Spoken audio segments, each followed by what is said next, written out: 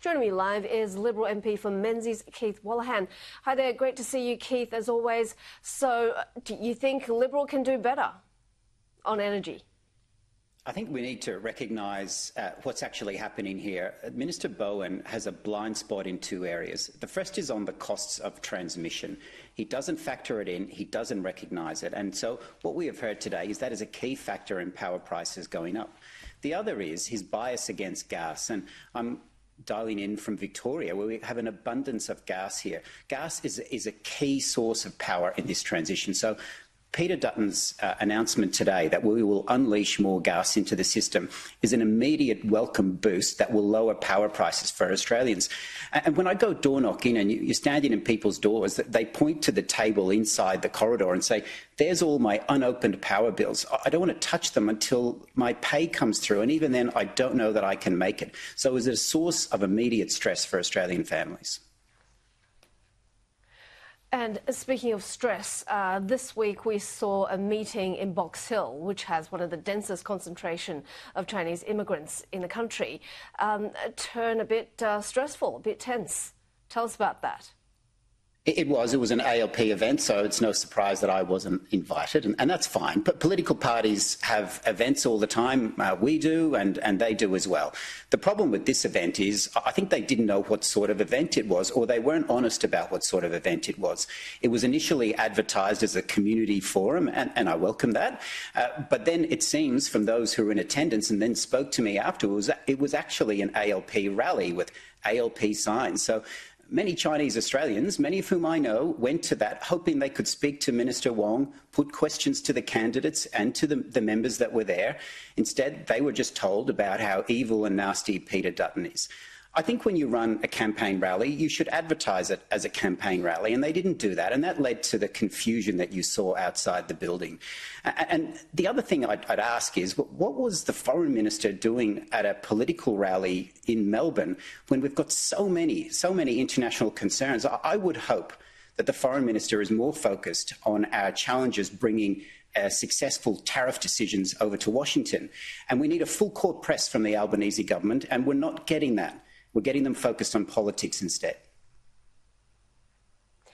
And let's talk about China. What's your take on overseas Chinese attitudes on China-Australia relations? You know, how many are pro-CCP, how many are anti, how many are sitting on the fence or don't want to say, don't care? And there was a bit of that at the ALP meeting as well. Apparently some people had, were protesting against the Communist Party, and some attendees felt offended. And the fact that the meeting was advertised on WeChat, and those were the valid tickets that gave you entry, and some people were apparently not let in. I think there was the inconsistencies in the invite, I think, led to the confusion.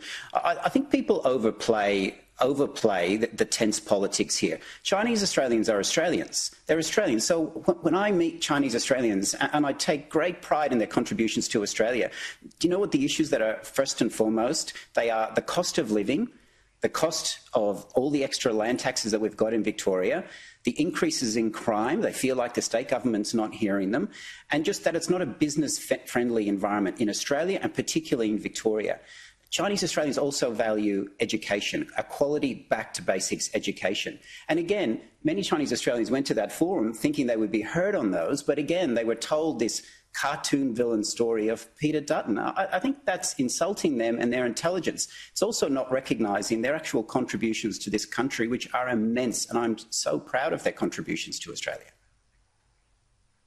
Why has Box Hill become such a hotspot? I know for Chinese New Year celebrations, both Dutton and Albanese were there instead of the usual Chinatown, for example. And even, I even heard a phrase saying that Box Hill was the next Chinatown or something. I think there's two parts. One's political, one's demographic. If you look at a heat map of Chinese Australians in Melbourne, Box Hill is the heart of that. And again, I think there's some wonderful aspects to that. But I think it's also political. When you look at the marginal seats in Australia, that part of Melbourne has marginal seats. My seat is a marginal seat. Chisholm is a contested seat. So wherever you see marginal seats and contested seats, you will see the leaders descend upon them. I wouldn't read too much into that. That's just the democratic process doing what it does best, which is a contest of ideas. And I think we should always remember it's a contest of ideas, not of people. And it's also in that contest, we should always make sure that we bring people together and not divide us. Thank you so much, and I hope we do that. Keith Wolahan, Liberal MP for Menzies.